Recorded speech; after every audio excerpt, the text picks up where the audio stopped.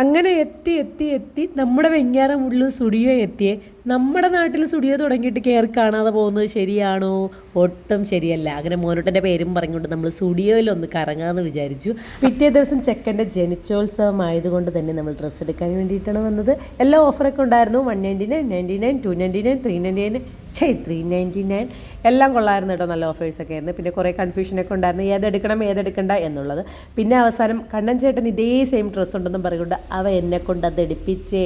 ലേഡീസിൻ്റെ പ്രത്യേക ശ്രദ്ധയ്ക്ക് 99 inners available ആയിരുന്നു. അത്യാവശ്യം ക്വാളിറ്റി ഉള്ള ഇന്നേഴ്സൊക്കെയാണ്. അപ്പോൾ പോകുന്നവരൊന്ന് നോക്കുക. വന്ന് കയറിയപ്പോഴേ ഞാൻ എഴുതി വെച്ചിട്ടുള്ള ഓഫറൊക്കെ കണ്ടപ്പോഴേ ഞാൻ വിചാരിച്ചതാണ് ഇവരെ ഓഫറിൽ ഞാൻ വീഴത്തില്ലെന്ന്. പക്ഷെ ഞാൻ കമിഴ്ന്നടിച്ച് വീണ് ഒരു ടോപ്പ് എടുത്തിട്ടുണ്ടായിരുന്നു. പിന്നെ ഞാൻ ബില്ലിങ്ങിന് പോയപ്പോൾ എൻ്റെ പൊന്നിടാവേ എന്നാ ക്യൂ ആയിരുന്നു. രാത്രി 8 മണി സമയം. പിന്നെ അവിടെ നിന്ന് ബില്ലൊക്കെ ചെയ്തതിന് ശേഷം മോനോട്ടനൊരു ഷൂ വേണമെന്ന് പറഞ്ഞ് പിന്നെ ഷൂ ഒക്കെ വാങ്ങിച്ച് പെരി പെരി ചിക്കനൊക്കെ തന്ന് വീട്ടിലിട്ട് പോയി.